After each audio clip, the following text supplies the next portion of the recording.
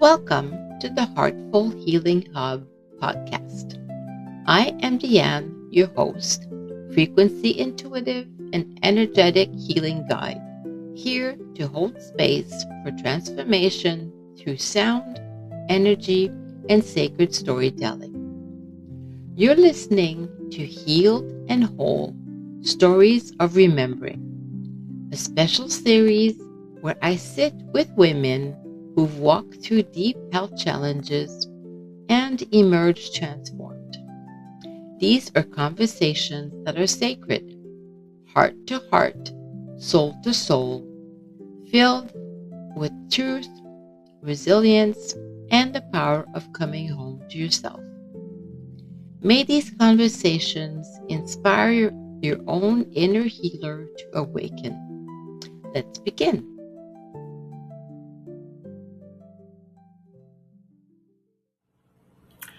Hello, everyone. Welcome back to my podcast. Today, I am super excited because I'm sitting with Nina here, who is goes into something that I really love. I love cooking and baking. So she's going to talk about some of that, with her journey. So let me first introduce her to you.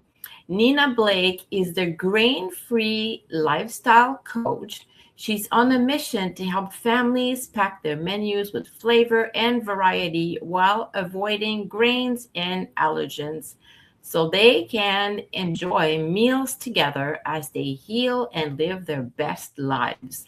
When Nina faced the impossible challenge of living without grains, dairy, egg, soy, corn, almond, cashew, and other allergens, I can't even imagine being stuck with that, but she added her favorite foods back to her menu by breaking recipes, creating foods with the look and taste of the normal food she's craving without grains and allergens.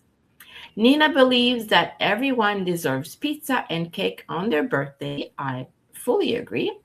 Her recipes for pizza, cakes, cookies, breads, casseroles, waffles, pancakes, and pasta dishes help families enjoy meals together. No one misses out because of allergies, and everyone enjoys a delicious meal. So Nina supports her grain-free VIPs with cooking classes, coaching, exclusive recipes, and she is the food blogger and recipe developer at breakarecipe.com. Welcome, Nina. Hi, Deanne. Thank you so much for having me. I'm excited to chat with you today. It is a pleasure. Like I said, I'm such a foodie myself. I love cooking and baking. So I'm just excited to hear more about your journey and share your journey and what you've gone through and what you're doing now. And whenever you're ready to share, I'd love to hear. So my journey began in 2012 at an infertility appointment. And when you're at an infertility appointment, it's fair to say you are not at the best day of your life. Prior to that appointment, I had gained 24 pounds in a year. I was eating 1,200 calories a day. I was working with a nutritionist. The fertility doctor said, honey, you're just bloated. That's not being bloated. And then I was told this happens when you turn 30. And my concerns about my health and my inability to conceive were being dismissed left and right because, women get a little bit too much when they can't have a baby. And while I was overtaken by the circumstances I found myself in, there were also legitimate health concerns that had nothing to do with what was between my ears and everything to do with what was happening in the rest of my body. And so by the grace of God, a friend sent me to her NAPRO technology doctor. And in 1 hour, he diagnosed me with endometriosis and an allergy to grains and dairy. And I was like, well, this changes things, because suddenly I had answers. Suddenly someone was telling me that they knew there was a problem and they could fix the problem, and I could do things to fix the problem. And that was a moment to celebrate until I remembered I had to eat. And what was I going to eat? And so I said, doctor, what do I eat for sides if I can't have grains? And he said, potatoes. That's an awful lot of potatoes if you're replacing all the grains with potatoes. Goodness gracious. No. But I tried. So anyway, I had the surgery. I gave up grains. I gave up dairy. I went to go see a naturopath who helped me get the rest of the food allergies diagnosed. And for those of you who are listening and going, what? Let me give you the allergy list. This is what my husband and I now live without. We don't eat apples, almonds, bananas, beef, blueberries, cassava, corn, dairy, eggs, grains, peas, pork, potatoes, soy, pineapples, oranges, sunflower, sweet potato, active yeast, benzoic acid. My husband is lectin and legume free. And for those of you who are like, woman must eat water soup, if we are able to do a video recording, if you are watching, I want to show you something that I baked this morning. Because this is a hamburger roll. And I will slice this in half. And tonight, this afternoon, because we're grilling out this afternoon, we are going to have barbecue cheeseburgers with homemade American cheese, no dairy, none of those allergens, and homemade barbecue sauce. Because food allergies and intolerances shouldn't stop us from sharing meals with our family. And I have skipped enough cake. I have skipped enough family parties. I've skipped enough holiday meals to know what missing out tastes like. It tastes like it leaves a permanent flavor of sadness on your tongue. And nobody should live life that way. No, you're right. I mean, life is meant to be enjoyed. So, yeah, that's insane. I mean, you can't live on just potatoes and water and totally insane. So that's absolutely awesome. So how did you go from, all these restrictions to figuring out what you can do now? So I have no formal training in food. None. But I was hungry. So I am a rule follower. 9 years of Catholic school. I know how to follow rules. I took one course in foods in high school, so 1999. So I knew how to make a pie crust and things. I did not know how to work with these different ingredients. And so I got professional advice from the nutritionist. And here was her professional advice. Go online and look for recipes. Excuse me? That was a professional advice. He also gave me a list of what did not contain grains. Thank you very much. I've been to the grocery store. I know where the produce section is. I know where the meat case is, because that's all that was on it. I said, but what about when I want pancakes? Go online and look for recipes. So I scrolled. I doom scrolled before it was cool. And every time I found a recipe that was grain-free, dairy-free, it had other ingredients that I couldn't have. So I was constantly substituting. But there's a chemical component to cooking. It's not just physical. When you cook on the stovetop, it's basically chop this, chop that, make sure you get your meat cooked through. Any vegetables, get them at least kind of crisp, put a sauce on, and you're good. Baking is chemistry. And so I was working with a recipe using different ingredients. So while the original recipe worked out, what I created using my safe ingredients was not bread. It was a brick. And then when I wanted cookies, I didn't get cookies. I got shingles and I got sheetrock. And I was like, I can't do this anymore. I'm substituting, but it's not working. I couldn't do any worse if I just made my own recipes. I was like, okay, let's look at some recipes. Because if you spend some time looking at different bread recipes, you'll see they're all really similar. Oh, well, and then I looked at the baking mixes I was using. By the way, if you are feeling like you've failed a lot, I guarantee you I have failed at least as much as you have, and shamefully so, 1,000 more times. Point being, it was through those failures that I learned. And one of my biggest failures was at first I was using a baking mix that included grains. I didn't know what grains were. Nobody taught me. I knew corn, I knew oats, I knew rice. I didn't know about sorghum or amaranth. And so for the first 6 months when I was baking grain free, I was using sorghum and amaranth in a nice little baking mix that I bought in the store. Said gluten free. I didn't see any grains on it. I didn't know why I kept having a stomach ache every time I used it. Oops!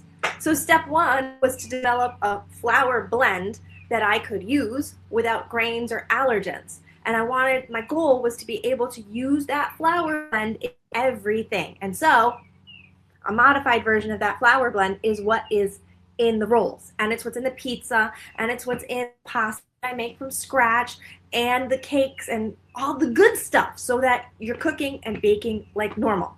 So after the flour, then it was an egg replacer, because flour is important in baking, but eggs are included almost as often.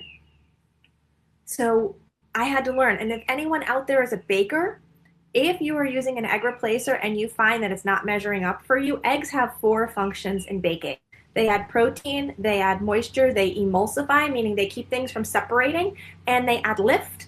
And so if your egg replacer does not have all 4 of those, that is where you get the brownies that never cook all the way through if you're using, for example, applesauce as egg replacer. So it was little by little, step by step, a lot of trial and error, finding ways to repurpose failed recipes. So on my website, one of my recipes is lazy French toast, because that was what I did with every loaf of bread that did not turn out. I had to make something from it. And even if the bread was soggy in the middle, well, French toast, if you soak it overnight, it's going to be soggy anyway, right? So it was a journey towards the goalpost, but also embracing the successes inside the failures along the way. That's awesome. I just love it. I just absolutely love it.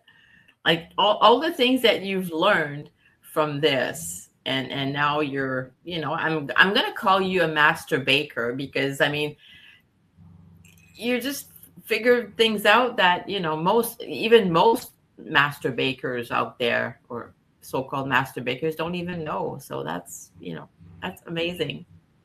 Absolutely. Thank you, amazing. Diane. That means so much. Yeah, no worries. That's absolutely fabulous. So did you find that you had like immediate results regarding your health when you did all these changes? Like, how did that affect your health? Was that immediate, or was that over time? It was over time for one reason. I didn't know what I was doing. If I had started, if someone had given me a list of grains and a list of recipes that I could eat safely, the results would have been immediate. But I was tripping over my own feet every time I turned around. I told you about the hidden grains in the baking mix. And then there were grains in my prescriptions. There were grains in foods that I thought were grain-free, like salad dressing. White vinegar is made from grains. So every time I would go to a restaurant and get salad dressing, I would have this nasty stomachache, and all I was eating was salad. So there was a series of months where I really didn't eat anywhere other than my house, because I could control that. And that was when I got the results that were most powerful. And then I had to learn, when I'm out of the house and I'm eating and I'm, at school using the hand soap, for example, that contains alcohol, like, where are the grains in my life that are inhibiting my progress? Yeah, I could see that. I mean, some things that you wouldn't even think about, like a lot of seasonings, they have hidden things in there that they don't really say. Or soya Mm-hmm. sauce, you wouldn't think that, soya sauce, well, that's gluten free. No, it's not. So yeah. Exactly. One of the most common seasonings that the people I work with miss the most is ranch. Because if you go to the store and you buy either a package of ranch seasoning or a bottle of ranch dressing, there's obviously vinegar in that, and there's a common preservative called maltodextrin, which is a sugar derived from corn. And so if you just do an inventory the next time you're in your spice cabinet or the next time you're on the door at your fridge and just take a quick scan for maltodextrin. It's even in your chips, believe it or not. And I learned that the hard way. I was at TJ Maxx. I grabbed an impulse bag of sweet potato chips and out the door I went. And I was driving to my next destination. I'm eating my sweet potato chips and I'm feeling my stomach. Grrr, grrr. And I'm like, oh no, I know what this is. Where is it? It's sweet potato chips. Why? Why does corn sugar need to be in sweet potato chips? But it was there. My fault. I didn't read the label. But we're surrounded by these foods. And as my grandmother would say, it's because of all the junk they put in our food that this is happening to us. It's not just those of us who are avoiding grains. It's not good for any of us. No, that is absolutely true. And then your grandmother was totally right. It's like, it's everywhere. And yes, there's so much junk in our food now. Other than changing your recipes and adjusting, is there anything else that you did that helped your healing? Or I know you mentioned you had surgery. Was there anything else that you did? Any tools or modalities that you've used? So I have been working with a naturopath since 2013, and she has really helped me habits like starting your day by watching the sunrise, because it resets your circadian rhythm, tells your body when to wake up, and all signals when to turn off that clock. So you can actually go to sleep. So, but related to grains aren't just in our food. Grains are in everything. They're in our personal care products. They're in our medicine cabinet. They're household products. And so learning what hidden grains are and how to either have alternatives or create a physical barrier between myself and the grain. For example, when I'm cleaning, so that I'm not getting reaction after reaction, so that once I get to the state of calm in my body, I can maintain that state, has really allowed me to have the energy that I've been searching for this whole time, the energy and the healing that I've been searching for. That's awesome. Yeah, awesome. Yeah, and it's true that they're hidden everywhere. It's really sneaky the way that some companies are hiding with changing, the names, and they're using these words that most people just like, what is that? It sounds like a chemistry experiment. So it's, unfortunately we have to, you're well educated now. It was quite an education that you've had since 2012 or 2013. So yeah. All right. What do you feel that this journey awakened in you? Like I said, I was a rule follower. I truly was raised and taught that there was one right way to do things, that you had to follow the right way. And it was only in following the right way that you could get the right results, the dream life. And this journey gave me the courage to break the rules. My blog is called Break a Recipe because I started to get real results, real food, when I started to break the rules. I had to break the rules. And what I mean is, anyone else who's ever made a pie crust, the shortening has to be cold, not with my pie crust. I melt the shortening. That is something that I never would have done. Oh my goodness. I would have... You can't. That's not how you do it. Like I literally had a meltdown before I melted the shortening. I'm like, I'm not getting pie crust anyway. What's the worst that could happen? And wouldn't you know, I got pie crust, right? So this whole confidence to try something new, to not be afraid of the new results, and to step away from the right way is something that I just thought that was how we lived. And so here I am going, what haven't I tried? What will happen if I try something different? So I have a break curiosity that I didn't have before. That's awesome. I mean, now you're not, you probably don't follow the rules as much as you used to. So yeah, I mean, so some No, things, I mean, they're not hard fast, and like you said, everybody's making pie crust with the hard, it has to be cold. Everything has to be cold. It's like, no, not really. So now you it bring all this information and all this knowledge to those who are, challenged by this same or similar, or even some people that just want to eat healthier.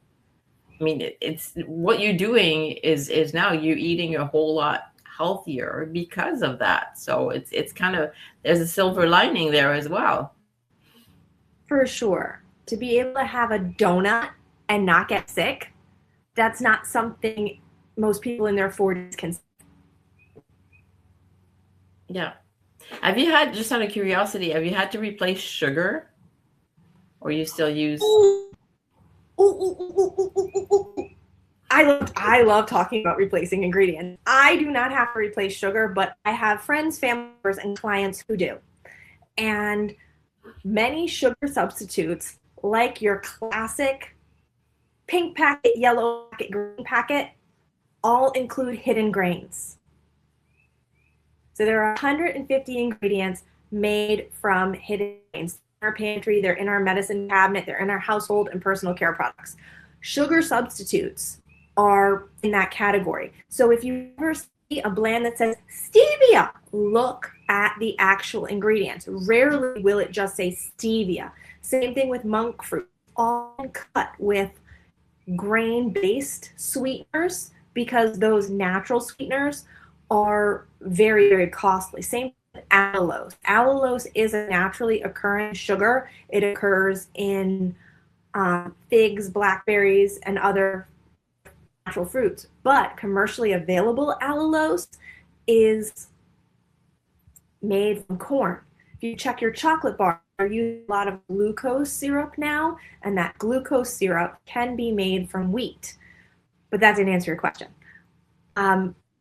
Completely eliminated cane sugar from my cooking, and in place of cane sugar, we use beet sugar, we use golden coconut sugar, and we use coconut sugar, so that our relatives with cane sugar allergies can share safely. Because when I bake cookies at Christmas, I don't want one tray for the cane sugar people and one tray for the people who can't have cane sugar. I want everybody to feel like they are sharing and enjoying, and they're wanted and welcome. That's fabulous. Yeah, like I'm asking because I know that, at my age, on the, I've gone through menopause, so I'm like way beyond menopause now. And the one thing that I found over the years is, if I eat too much sugar, that is the one thing that triggers my any hot flashes that I have. So Really? I have to be careful. Yeah, I have to be careful as to how much sugar I consume. I don't do the sugar replacements. It's just, Mm-hmm. I just can't. I try to leave as many chemicals as I can out of my diet. So, but I Yes. love maple syrup because I'm from Quebec. So I love Mm-hmm. my maple syrup, and I also love honey. So I will substitute those, adjusting my recipe. See, I break the rules all the time too. So Absolutely. Like, and when my VIPs or the people who I meet online will say, Nina, I made your bread and I use this instead, my response is always break the recipe and make it your own. Yes. I mean, if you grew up with a family cookbook that has your loved ones writing in it and splashes of ingredients on it from when you make it, like, that is the best cookbook in the world. Nothing can compare to that. So when the recipe becomes a part of you, when it's safe for you, when it's just the way you like it, yes, break it and make it your own. yeah, and that's the beauty of this. I mean, like you said, do some experimentation. Baking and cooking is chemistry. So yeah, you can Mm-hmm. change things and you can tweak and just, yeah, beautiful. Awesome, awesome. Any messages that you'd like to share, or anything else that you would like to tell anyone out there? To the person out there who's struggling on their food journey, I don't know what your journey is. I don't know your story, but I know that whatever problem you're experiencing, there is a solution for it. And just because you haven't found it yet doesn't mean it doesn't exist. So keep trying, keep persisting, because you deserve answers. You deserve food freedom that you can share meals with your family too. Yeah, and don't be afraid to break the rules. Awesome. So I will have, do you have a website? I will have all your information in the show notes, but is there anything Yes, else? Was there my anything else that website you do? No, go ahead. My website is breakarecipe.com, and when you go there, you can get my cookbook, 7 Simple Grain Recipes at No Cost to You. That Nice. cookbook is a wonderful place to start because it has recipes for mac and cheese, pizza, brownies, chocolate chip cookies, all without grains, dairy, eggs, soy, corn, peanuts, nuts, or top allergens. And I haven't tried any, but I'm gonna go ahead and say this. I'm sure they all are fabulous. They're all delicious. So, all right. Thank Like I said, you. anything else you want to share before we I end? It's been a pleasure. Thank you so much for this opportunity, Deanne. My pleasure. It's been really great chatting with you today. So I'm grateful that you were able to carve a little time to come and chat with me today of your day. So thank you so much. Thank you for spending time with us inside the Heartful Healing Hub. If this story moved you, please consider sharing this episode or leaving a comment. Your words help others find this sacred space. If you or someone you love has a healing journey to share, we'd love to hear from you. And finally, if you would enjoy a gentle way to unwind after listening, visit the show notes to download your free tea ritual guide, Sip and Soften, a soul-soothing gift to nourish your inner healer. Until next time, be kind to yourself and trust what has always been within you. And remember, you are whole, you are healing, you are home.